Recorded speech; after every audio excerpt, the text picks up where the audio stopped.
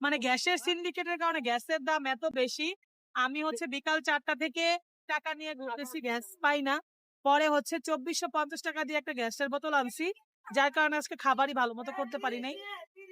কি একটা অবস্থা যে বাংলাদেশের সিন্ডিকেট, মানে অবাস্তব অবস্থা। মানে কি বলবো, প্রত্যেকটা দোকান বন্ধ হয়ে গেছে, একমাত্র গ্যাসের বোতল, একটা গ্যাস 2400-2500 টাকা।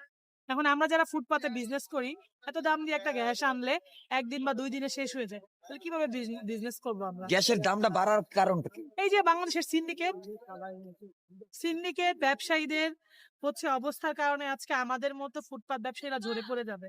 কিচ্ছু করার নাই, আমার পাশের দোকান বন্ধ, আমার দোকান এতক্ষণ বন্ধ ছিল। আমি একটু আগে অনেক কষ্টে একটা গ্যাস নিয়ে আসছি, মিরপুর 1 নম্বর যায়, তারপর দোকানটা ওপেন করলাম।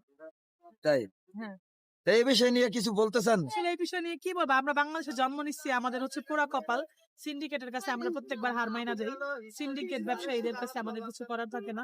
কিন্তু সিন্ডিকেট ব্যবসায়ীদের বলবো, ভাইয়া প্লিজ আপনাদের পায়ে ধরি, আপনারা এই ধরনের কোনো কাজ করেন না, যাতে করে আমাদের মতো এই ছোট ফুটপাত ব্যবসায়ীরা ঝরে পড়ে যায়।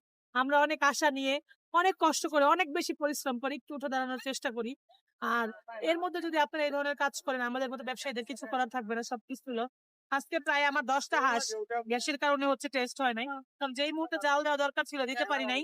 অনেকজনের কাছে গ্যাস আসছে কিন্তু কম দামে দেয় না, কিন্তু এই কাজটা করেন না, আজকে আমার পুরাই লস। মানে কি বলবো, অনেক খারাপ লাগতেছে, অনেক কষ্ট লাগতেছে, কিছু বলার ভাষা নাই। এরকম কাজ প্লিজ কেউ দয়া করে করবেন না।